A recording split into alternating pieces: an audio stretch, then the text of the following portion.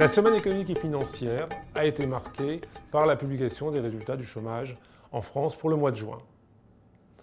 Le taux de chômage a continué sa progression, 0,5% de demandeurs d'emploi en plus, soit à peu près 15 000.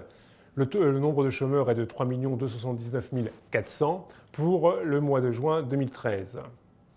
La France donc, est encore en récession et de ce fait, le chômage augmente et on n'atteint pas l'objectif du gouvernement qui est d'inverser la courbe, mais il lui reste encore 6 mois pour le faire. Quels sont les points positifs qu'il pourrait mettre en avant pour obtenir ce résultat? Premièrement, c'est le bon résultat de l'emploi des jeunes, où on a une diminution du taux de chômage des jeunes. Le deuxième point, c'est que de nombreux départs à la retraite vont intervenir dans les prochains mois. L'année 2013 sera marquée par à peu près 800 000 départs à la retraite, quand il n'y avait que 600 000 dans l'année 2012. Pourquoi une telle différence? Premièrement, il y a l'application donc, de la mesure des 60 ans pour ceux qui ont commencé à travailler avant 20 ans. Deuxièmement, il y a un effet purement générationnel. Le report de l'âge de la retraite donc à 62 ans, décidé par Nicolas Sarkozy, intervient tous les 5 mois. Et il n'y a pas de nouveau report prévu en revanche en 2013. Donc ceux qui ne sont pas partis en 2012 vont partir en 2013 et cela va venir gonfler les effectifs.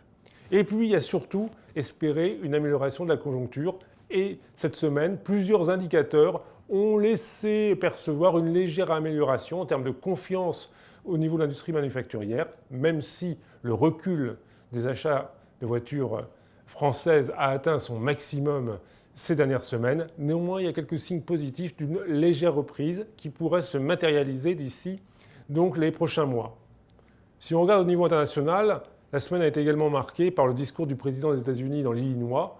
Malgré les bons résultats économiques des États-Unis, malgré l'amélioration de la situation conjoncturelle, le président américain est confronté à une baisse sensible de sa popularité et il est forcé de réintervenir sur l'économie à travers un discours offensif où il a mis en cause l'inertie de l'administration centrale américaine.